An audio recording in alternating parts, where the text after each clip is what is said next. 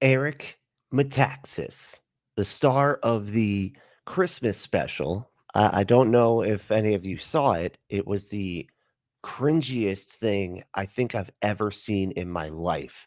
It was supposed to be a comedy Christmas special, and as awful as I'm explaining it right now, as you know, whatever you're thinking of, it's like a million times worse. I can promise you that.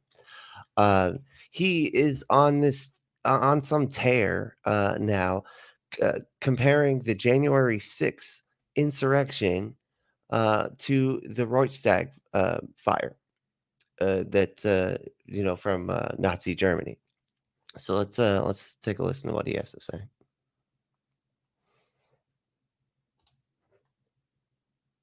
In my story on Bonhoeffer, I talk about the Reichstag fire. Okay, early in 1933, some nut burned down the Capitol building. Right, burned the Reichstag. Okay, he was just a nut, and he really did burn down the Reichstag. But the way the Nazis used this as an opportunity to totally crush all dissent, to squeeze every little bit of freedom and liberty out of the German nation. That is exactly how I see January 16th. Like whatever happened, was not. First of all, it's January 6th, genius. Yeah, I mean, come on.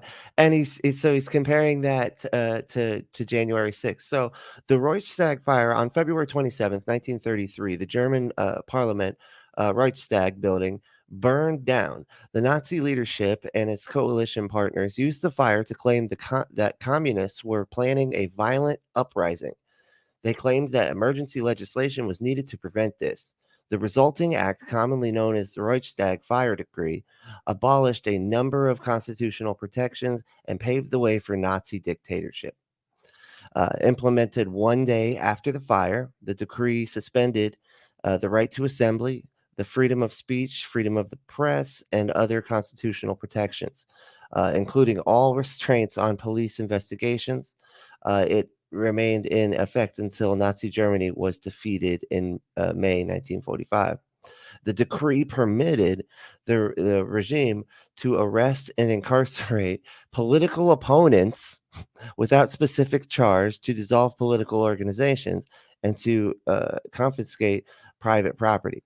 The decree also gave the regime the authority to overrule state and local laws and overthrow state and local governments.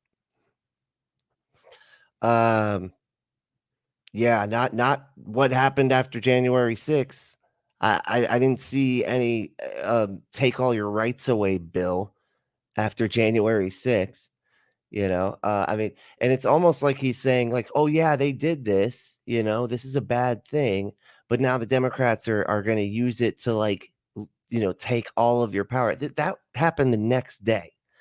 I mean, it was clear they utilized that quickly. With the Germans, it's just so crazy how they're constantly comparing shit to the fucking Nazis and the Nazi takeover. It's just anything happens. Their fuck up, their problem, their guy.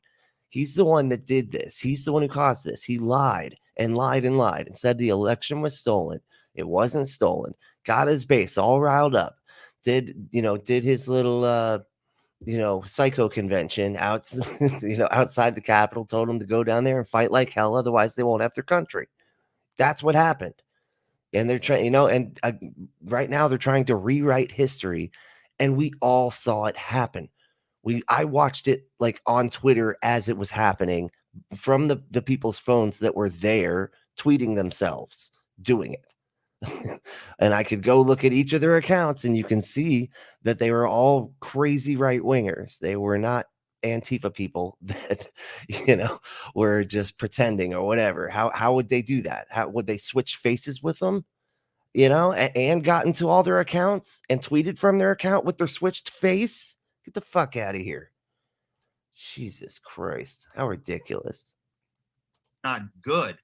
But honestly, the reaction to it has been so despicable and so clarifying. What reaction?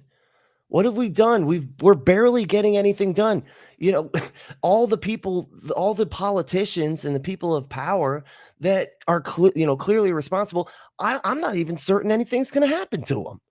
So I don't know. But what the fuck are you talking about? All we've done so far is arrest the people that were documenting themselves and streaming it in the building. The people that broke into the building and documented it themselves and then sent it out to the world. Yeah, we're arresting those fucking idiots, of course. But that's it. That's all that's happened so far. Jesus. That there are people, they don't care if they have to lie, exaggerate, whatever they have to do to control the narrative and to see, exaggerate. Get the fuck out of here. We don't have to exaggerate anything. Y'all are you were setting up gallows to murder the vice president of the guy that you voted for, the vice president that they voted for. You were gonna murder him with gallows. You were gonna hang him. My goodness. Not you personally, Metaxas, but your little minions that you get riled up. Jesus.